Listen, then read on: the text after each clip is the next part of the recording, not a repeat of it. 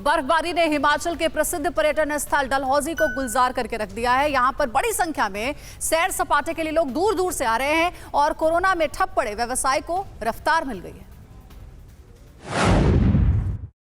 इन हसीन वादियों को देखकर आंखें यहीं ठहर जाती हैं, दिल यहीं का होकर रह जाता है, मन यहीं रहने के लिए मचल जाता है।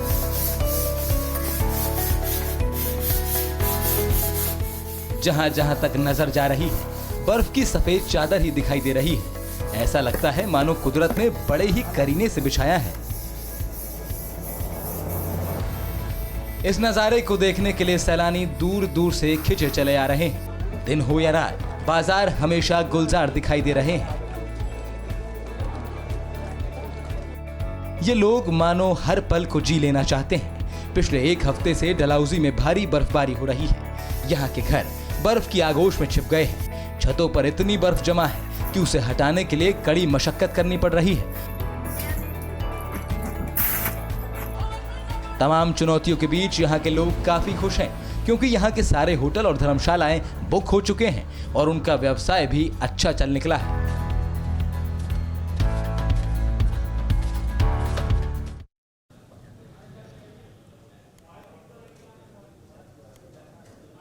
तो डलहौजी की तस्वीर आपने देखी है और इस वक्त हमारे सहयोगी नोएडा से हमारे साथ जुड़ गए हैं। पुनीत हमारे साथ जुड़ गए हैं। पुनीत, अगर आप हमें सुन पा रहे हैं तो हम देख रहे हैं लगातार स्टूडियो में मैं मौजूद हूं, लेकिन गरज के साथ ये बारिश हो रही है और ये बताती है कि आने वाले जो कुछ और दिन हैं वो इस कपकपाती सर्दी के बीच और मुसीबतें लेके आने वाली है। तस्वीरें जरा आप दिखाइए।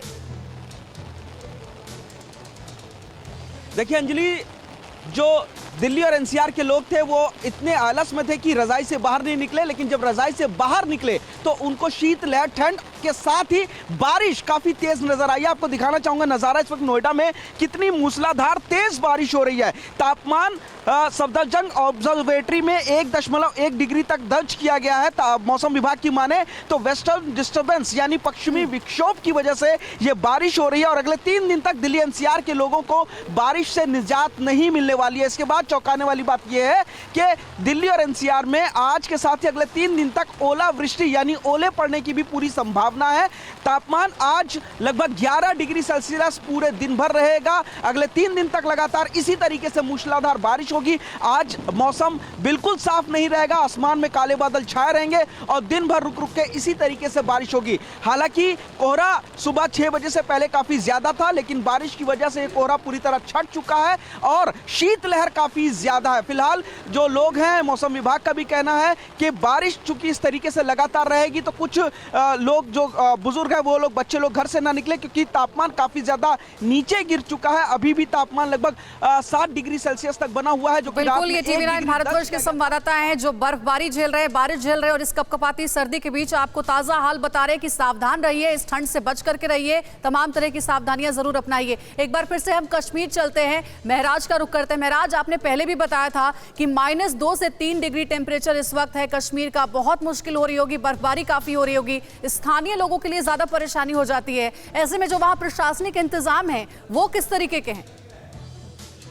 बिल्कुल अंजलि, बता दें जब से कश्मीर अगर हम कहें केंद्र प्रशासित प्रदेश बना है तो जो डायरेक्ट एडमिनिस्ट्रेशन है वो बिल्कुल केंद्र ही देखती है। और अगर हम आज की बात करें तो पहले से ही जैसे ही जब भी ऐसी बर्फबारी की जो है आशंका रहती है तो पहले से ही जो है एडमिनिस्ट्रेशन तैयार रहती है। और अगर हम कहें तो प्रशासन ने कुछ दिन पहले ही जो है बर्फबारी की तैयारियों के लिए एक समीक्षा की थी और उसके बाद से कह सकते हैं कि बर्फबारी के लिए प्रशासन यहाँ पे तैयार है।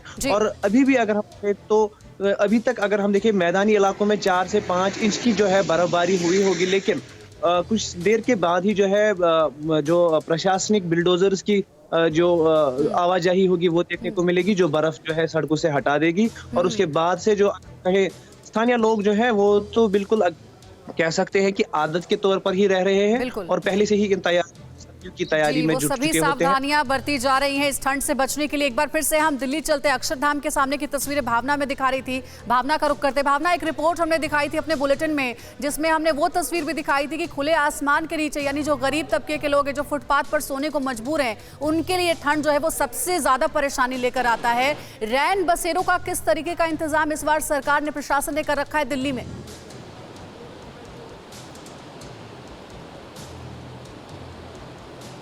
देखिए अंजलि, ठंड आते ही जो सरकार प्रशासन है वो पहले से ही तैयारी में जुट जाती है रैन बसेरों में सारे इंतजाम करने के लिए, क्योंकि भारी संख्या में जो लोग हैं जो सड़क किनारे रहते हैं उन्हें ठंड के समय में बसेरे की जरूरत होती है और ऐसे में सरकार और प्रशासन पहले से ही सारी तैयारियां कर लेती है और इस साल भी इसी तरह की तैयारियां देखने को मिल रही हैं और हमने तस्वीरें भी TV9 पर दिखाई है कि किस तरह से सरकार प्रशासन ने पूरी तैयारी कर रखी है। और लेकिन इस वक्त दिल्ली में जो हालात है, देखिए मौसम विभाग ने चेतावनी जारी की थी कि तेज बारिश की संभावना होगी। इसी तरह से इस वक्त दिल्ली में इतनी तेज बारिश हो रही है कि शीत लहर का प्रकोप साफ देखा जा रहा है। इस वजह से ठिठुरन बढ़ गई है। हमने आपको तस्वीरें दिखाई और अभी एक बार फिर से हम अपने दर्शकों को तस्वीर दिखाते हैं कि दिल्ली में इस वक्त अंधेरा छाया हुआ है और साथ ही साथ आपको बता दें तेज बारिश इस वक्त दिल्ली में हो रही है। आप तस्वीरों से अंदाजा लगाइए कि इस वक्त दिल्ली के हालात किस तरह के हैं।